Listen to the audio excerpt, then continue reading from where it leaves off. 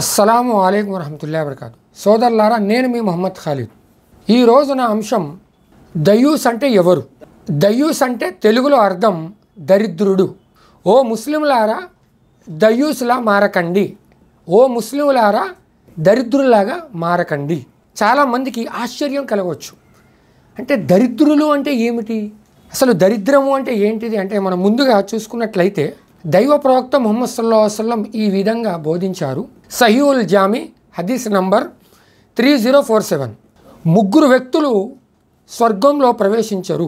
అందులో మొదటిది ఎవరైతే మత్తు పానీయాలకు బానిసగా అవుతారో, ప్రతిరోజు తాగందే తన రోజు గడవది. ప్రతిరోజు అన్నమైనా తినకుండా ఉంటాడు, కానీ తాగుడు మాత్రం తప్పనిసరిగా పెట్టుకుంటాడు. అంతకన్నా దరిద్రుడు ఇంకొకడు ఉండడు ప్రపంచంలో. అంటే తాగడము ఎంత దరిద్రమో ఇస్లాంలో, ఎంత దయ్యూసో దైవ ప్రవక్త ముహమ్మద్ సల్లల్లాహు అలైహి వసల్లం ఈ హదీస్ ద్వారా మనకు స్పష్టంగా తెలిపారు. అంటే తాగడం వలంగా ఎంతమంది జీవితాలు నాశనమో మనం సమాజంలో చూసుకుంటున్నాం సోదరులారా. అదేవిధంగా ఈ యాక్సిడెంట్లు కూడా ఎంతోగా జరుగుతున్నాయి. ఈరోజు అంటే ఇప్పటికీ కూడా కొన్ని అత్యాచారాలు జరుగుతున్నాయంటే కొంతమంది తాగడం వలంగా, అంటే తన ఒక మత్తు ఉండడం వలంగా తను ఏము చేస్తున్నాడో అని తనకు తాను కూడా తెలుసుకోకుండా ఈ తాగడం వలంగా అత్యాచారం కానీ, ఎవరినన్నా ఏదైనా రేపు జరగడం కానీ ఎన్నో జరుగుతున్నాయి అత్యాచారాలు. అంటే తాగడం వలంగా ఎన్నో భయంకరమైన తప్పులకు కూడా మూల కారణం. ఇది చెప్పుకుంటే ఒక పెద్ద టాపిక్ జరుగుతుంది సోదరులారా. మనం రెండోది చూసుకున్నట్లయితే అవిధేయత. అవిధేయత అంటే తల్లిదండ్రులని పట్టించుకోకపోవడం. ఇది యావత్తు సమాజంలో మనం చూసుకున్నట్లయితే తల్లిదండ్రుల విషయంలో కేవలం మదర్స్ డే రోజు, ఫాదర్స్ డే రోజు మాత్రమే తల్లిదండ్రులు గుర్తుకొస్తారు. చిన్నప్పుడు అక్కా చెల్లెల మధ్యలో తల్లిదండ్రులు నా దగ్గర అంటే నా దగ్గర అని గుంజుకునేవారు. ఈరోజు దొబ్బుకుంటున్నారు, నీ దగ్గర అంటే నీ దగ్గర అని. నీ దగ్గర తమ్ముడి దగ్గరికి వెళ్ళిపో, లేదా అన్న దగ్గరికి వెళ్ళిపో తమ్ముడు. ఇది పరిస్థితి ఈ రోజుల్లో. తల్లిదండ్రులను ఎవరైతే విధేయత చూపరో వారి మీద భయంకరమైన పరిస్థితులు, వారు ఒకవేళ శాపదార్హతలు పెడితే జీవితంలో ఎక్కడ కూడా, ఏ విషయంలో కూడా, ఏ పనిలో కూడా, ఏ బిజినెస్లో కూడా, ఏ దాంట్లో కూడా మనం ఎదగలేం పరిస్థితుల. వారి యొక్క శాపదార్థాలు, వారి యొక్క బదువ మనం తీసుకోకూడదు సోదరులారా. తల్లిదండ్రుల పట్ల ఉత్తమంగా మేలుకోండి, వాళ్ళని ఉఫ్ కూడా అనకూడదు. తల్లిదండ్రుల దగ్గర భుజాలు ఎగిరేసి కూడా మాట్లాడడానికి కూడా పర్మిషన్ లేదు ఇస్లాంలో. అదేవిధంగా మూడోది, ఏ వ్యక్తి అయితే ఇంట్లో అశ్లీలాన్ని సహిస్తాడో, సిగ్గుమాలిన పనులను సహిస్తాడో, ఇది మనం సాధారణంగా చూసినట్లయితే ఒక్కొక్క ఇంట్లో టీవీలలో వెబ్ సిరీస్, సినిమాలు చూస్తుంటారు. అందులో అశ్లీలమైన ఏదైనా వచ్చినా దాన్ని చిన్న చిన్న పిల్లల దగ్గర కూర్చొని మరియు చూస్తూ ఎంజాయ్ చేస్తారు. అంతకన్నా ఇంకా భయంకరమైన విషయం ఏంటంటే ప్రతి ఆడపిల్లలకు, ప్రతి మగపిల్లలకు ఫోన్లు ఇచ్చేస్తున్నాం. ఆ ఫోన్లో షార్ట్స్ చూస్తున్నారు.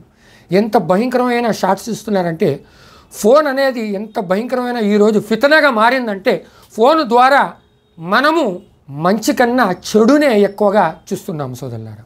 ఫోను ఎంతో ఒక పెద్ద ఫితన డోర్ని ఓపెన్ చేస్తుంది. ఫితన అంటే ఏంటి అంటే ఇది మనిషి నాశనానికి ఒక పెద్ద మెట్టు. ఫితన అనేది నాశనం అని తెలిసి కూడా పోతాడు, అది ఒక పెద్ద ఫితన. అది అంటే ఆకర్షణ అనేది ఈ రోజులలో ఎంతో ఉంది.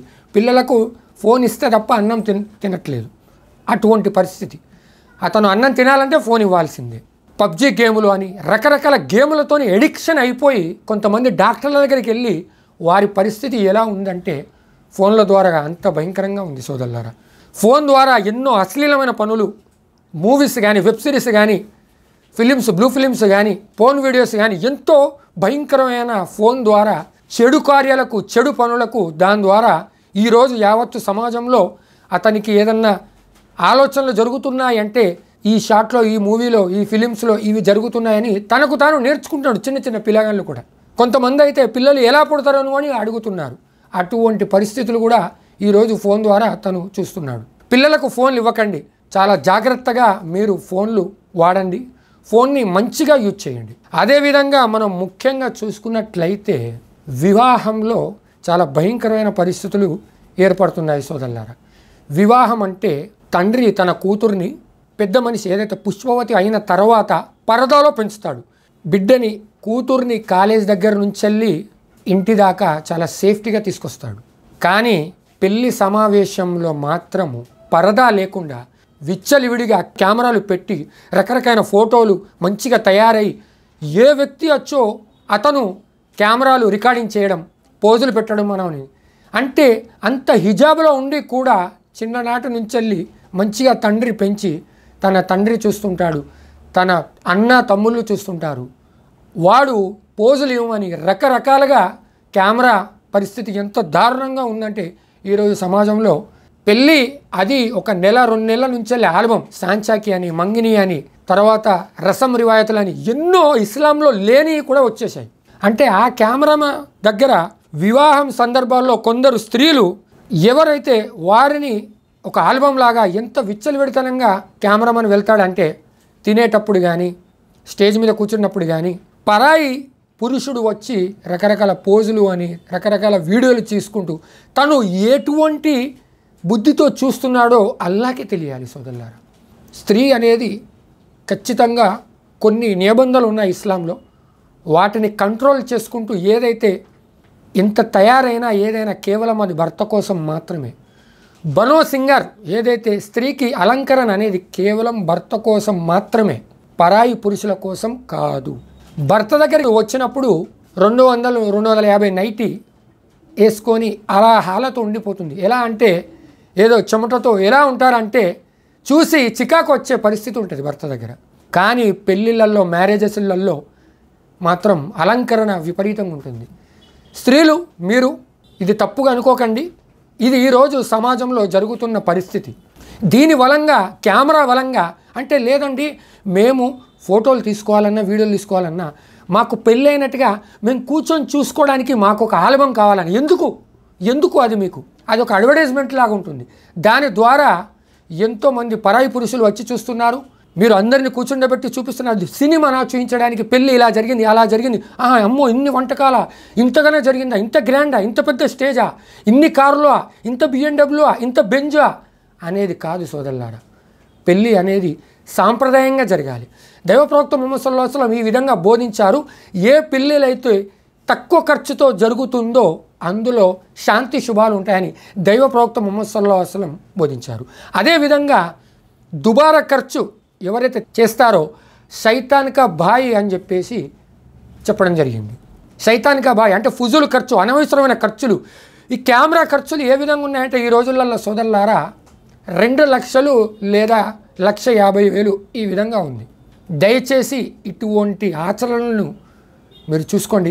లేదండి మా కొడుకు బాధపడతాడండి కెమెరాలు పెట్టకపోతే, మా బిడ్డ బాధపడుతుండండి కెమెరాలు పెట్టకపోతే అంటే వారు కొంతకాలం షిర్కు కూడా చేస్తారంటే దానికి కూడా మీరు ఒప్పుకుంటారా అని నేను ప్రశ్నిస్తున్నాను.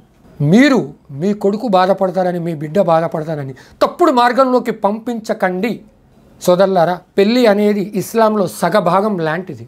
దాన్ని ఖచ్చితంగా సున్నతు మీదే చేయాల్సిన విషయం అందరి మీద ఉంది సోదరులారా. నేను చివరిగా అల్లాహ్తో దువా చేస్తున్నాను, ఏదైతే పెళ్ళిళ్ళు కానీ ఏదైతే దయ్యూస్ అని ఏదైతే మనం చెప్పుకున్నామో దరిద్రమైన పనులు, దయ్యూసు స్వర్గంలో ప్రవేశించడు అని కూడా నేను చెప్పాను సోదరులారా.